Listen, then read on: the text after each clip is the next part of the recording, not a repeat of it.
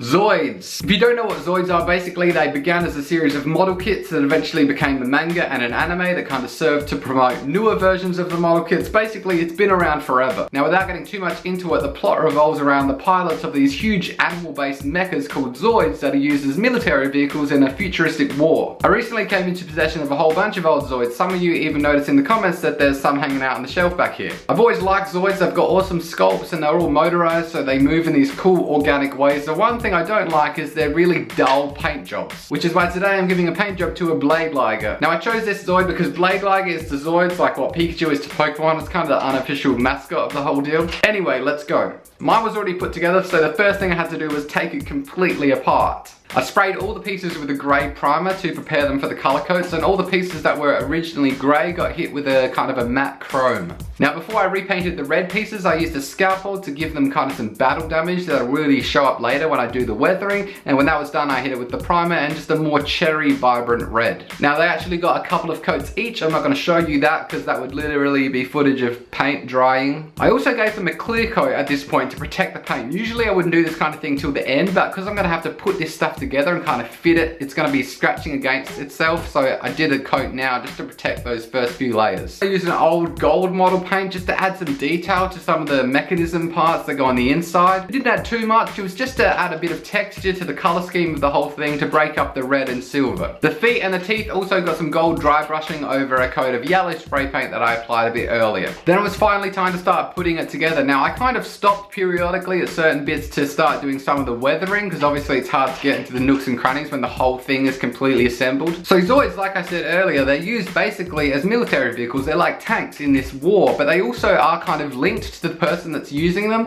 So the weathering that I want is kind of like a mix between Iron Man and an actual tank. Now, to do this part of the weathering, I just used a watered down black acrylic paint that I applied pretty heavily and then kind of dabbed off with a rag, so only the real deepest crevices hold that black color. From then on, for a little while, I was just putting together some pieces, weathering it, putting together some more pieces, weathering it. That went on for a bit. Basically, I kept doing that until it was completely assembled. I added extra black paint and weathering around the feet because obviously they're just smashing into the ground all the time. And lastly, I did a thing where you've probably seen a whole bunch of model makers and YouTubers do, where you spray like a chrome spray paint, like just on a surface, and then dab a cloth in it and kind of wipe that on the outer edges to give the effect that there's exposed metal. The reason so many people do it is because it looks so freaking good. I just applied it to the really outer edges of the armor, the stuff that would actually be scratching against stuff in a battle. You don't want to overdo it or do it too evenly, but if you do it right, it just looks, Anyway, and then it was complete. Here it is.